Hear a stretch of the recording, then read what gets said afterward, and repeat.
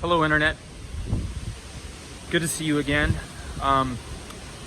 You know, these videos are not scripted at all. Normally, I don't plan them out. Sometimes I get an idea in my head and I'll kind of just hash through it for a little while before I hit the record button, but very often I will just start to record and start to let you know what I'm thinking. And I do that on purpose because I don't want these to be overproduced. I don't want them to be scripted out. This is not a lecture. It is not a sermon. It is not a speech.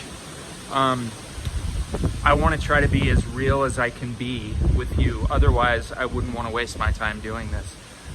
And the reason that I say that is because I just finished doing a video about 15 minutes ago and I watched it back and I wanted to throw up because I just felt like it was canned and it was cliche and it was generic, and I thought, Ken, what are you doing? You know, I just immediately thought, this is not me, and it's not what I'm really thinking and what I'm really feeling. It was more like a junior high school speech or a progress report. And that is not what I want this channel to be, and it's not what I want you guys to see. So I'm starting over again, and this time I'm just gonna try to be a little more honest and off the cuff and straightforward about what's going on and how I'm feeling. First of all, physically, I'm feeling really, really good. I don't know if I have felt this good since all this stuff began, almost exactly a year ago. In fact, Tuesday of this week, October the 3rd, was the 1-year anniversary of when I went to urgent care because of fevers and chills that had been going on for about a week, and they weren't going away. So I've just crossed the 1-year mark from when I just, this time last year, started feeling terrible. So I have been feeling better recently than I have since this whole thing began. And I am so grateful for that. I feel like I'm breathing more deeply. And I don't know if that's because of what they did with the lung nodule and the liver lesions now just over 3 weeks ago. I had the ablations where they burned and froze. Whoa, it's windy and my stand is about to fall over. They burned and froze the lung nodule and the liver lesions just over 3 weeks ago. So I don't know if that is what, you know, the aftermath of that procedure is what's making me breathe so deeply, but I feel like I'm taking deeper breaths than I have all year. And of course, that's great news. Better breathing means, of course, better energy. And I've been saying that on a few videos, that I feel like my energy level has been better just over the latter part of this summer than it has been since this whole thing started as well. I can go up and down the stairs and without panting for breath. As you know, I go on long walks. This week I've been averaging probably 3 miles a day, which I know isn't a whole lot, but you know, still it's pretty good to be averaging that amount of walking every day. So, okay, physically, I feel like I'm doing great. However, on a different level, like more of a mental, emotional level, I feel like I've been really struggling.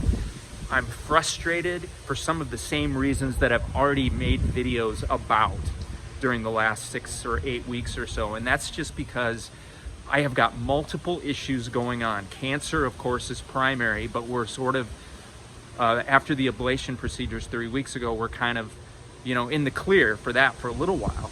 But then the urological issues, which are, you know, we found out that my prostate biopsy was negative. That's good. But still, the issue is that I've got BPH, which of course is related to an enlarged prostate that is restricting my urine flow, and that needs to be dealt with. However, they keep moving the goalposts, and I am getting so impatient because now they're telling me that they can't get to that procedure until early 2024. And I really thought we were right on the brink of getting that done. And so that has been a massive like whop across the face these last few weeks. I'm just kind of in shock about that, because I switched my urology from the Twin Cities down to Mayo thinking that we could hurry up that process, and it seems like it's slowed down even more. So, and as you know, we can't get to the mitral valve replacement until we deal with the urological issues.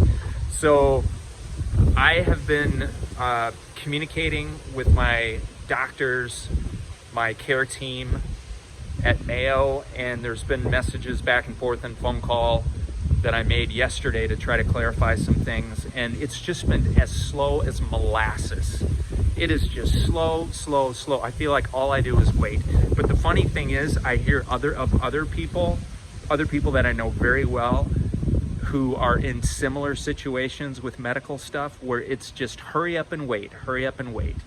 And that is just really frustrating when you're faced with something, especially 2 or 3 things that are in a traffic jam of sorts, and they're not able to move forward until the dam breaks, and the dam is not breaking, and the traffic is piling up and nothing is moving.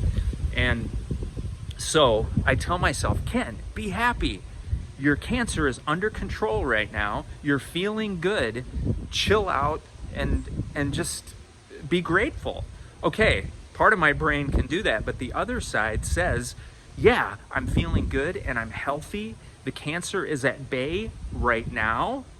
This is the time to deal with the other issues, and yet things are not moving forward. And so I feel like I'm wasting, or we're wasting, this golden opportunity of me being off chemotherapy and not dealing with any major metastasis, tumors, lesions in my body at this moment. And so we should be taking advantage of this time to do these other things, and it's just not moving and it's not happening. So there you have it. And I'm already more happy with this video. You won't see the other one because I feel like I wasn't being honest, and I need to be real with you. This is how I feel. So what's next? Right now on the calendar, November the 10th is the next big day. I have blood work and a CT scan early in the morning.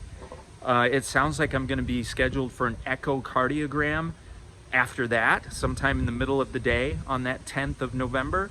Then I have a meeting with my oncologist to go over the blood work and the CT scan in the afternoon, late afternoon on the 10th of November.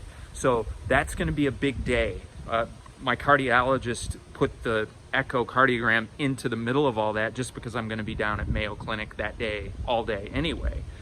Then hopefully within several days or a week after that, I will meet with the cardiologist as well to talk about what's going on with my mitral valve. How serious is it? Can we continue to wait to do that valve replacement, or is it moving into a phase where we need to hurry up a little more?